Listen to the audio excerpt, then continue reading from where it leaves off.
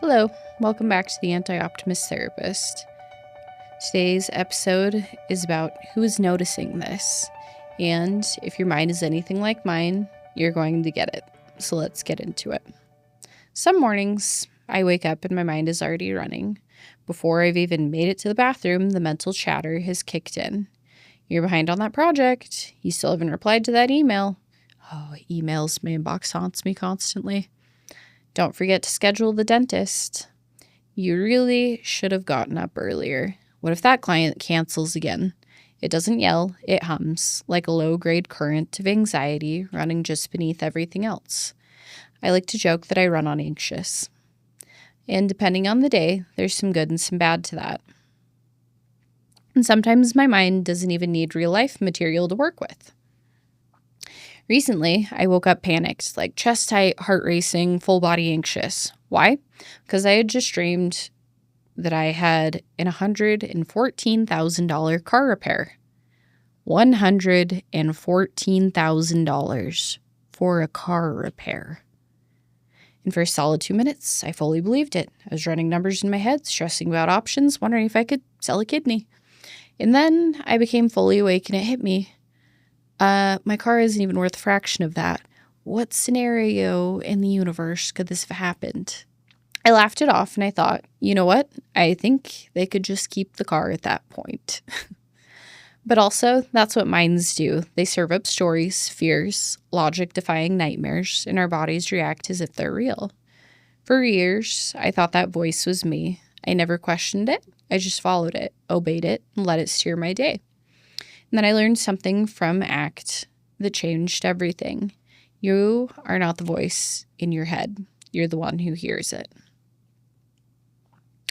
There's a concept in ACT called self as context. It's the part of you that notices what your mind is doing without getting fused to it. It doesn't fight your thoughts. It doesn't try to silence them. It just watches. And I think about that a lot when I remember the years I spent working in prisons. There's one day in particular I'll never forget. I was sitting on the floor outside of a segregation cell talking to a man who had just lost people that he loved very suddenly in a terrible accident. Because of his reaction and protocol, he had to be placed in isolation while he processed the news. We sat on opposite sides of this big metal sliding door. The only opening between us was a small cuff port, normally used for handcuffs, not conversations.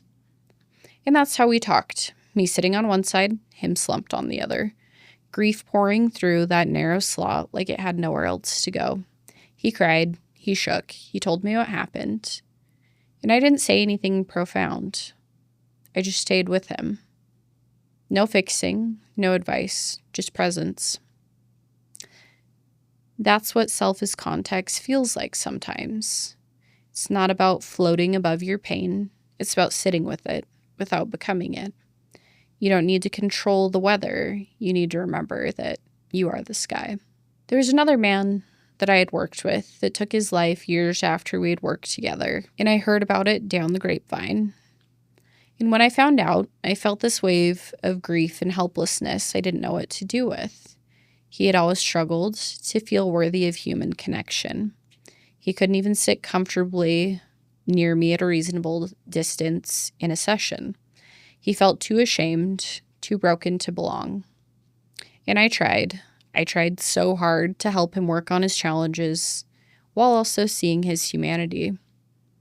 After hearing about his death, my mind filled the silence. You should have done more. Maybe you missed something. Maybe it's your fault. That voice was sharp and familiar, but instead of fusing with it, I noticed it. I let it speak, and I didn't obey it. That's the practice. Not silence, not certainty, just noticing. There was another man, probably one of my first clients, who looked at me very early on. I was probably 24, fresh out of grad school, something like that. And he said something to me along the lines of, "What am I supposed to learn from someone as young as you?" He said it with a smirk. And I remember the sting, and I smiled and said something like, "Well, I think we all have something to offer and learn from each other. So I guess we'll just have to give it a chance and see what happens." Years later, after a lot of work together, we laughed about that moment, and he said, "You really proved me wrong. I think we both had." That's the thing about the mind. It clings to stories, but if you stay present long enough, you start to see through them. That tiny shift reminds you, you are not the voice, you are the one who hears it. David Foster Wallace once gave a commencement speech called "This is Water," and in it, he said something that has stuck with me for years. The mind is a wonderful servant, but a terrible master. And the only thing that's capital T true is that you get to decide how you're going to try to see it. That's the observing self, not choosing what to feel, but choosing how to relate to what shows up, creating space between stimulus and response. Even Marcus Aurelius wrote about this nearly 2,000 years ago. He said, "You have power over your mind, not outside events. Realize this, and you will find strength."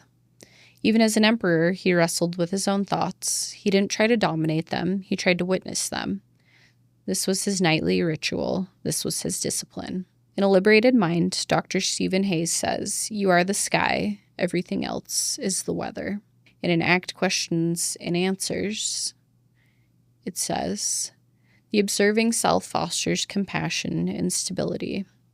This is one of the most powerful skills you can learn, because when you stop being your thoughts, you can start caring for your thoughts. You can notice shame without drowning in it. You can hear old stories without letting them drive the bus. You can see your pain and hold it gently. Your mind will always have something to say. It will warn you, critique you, narrate your life like a slightly panicked commentator. You don't have to argue with it. You don't have to silence it. You just have to notice, because if you can hear the voice in your head, you are not the voice. You are the one listening, and that means you're free to choose what to do next. If this resonates, you might be perfect for my group program called the Fulfillment Formula. It's a 12-week therapy group for high-achieving women who are ready to stop living by anxiety, guilt, and perfectionism and start building a life that actually feels meaningful. We focus on the exact kinds of things that we talked about today.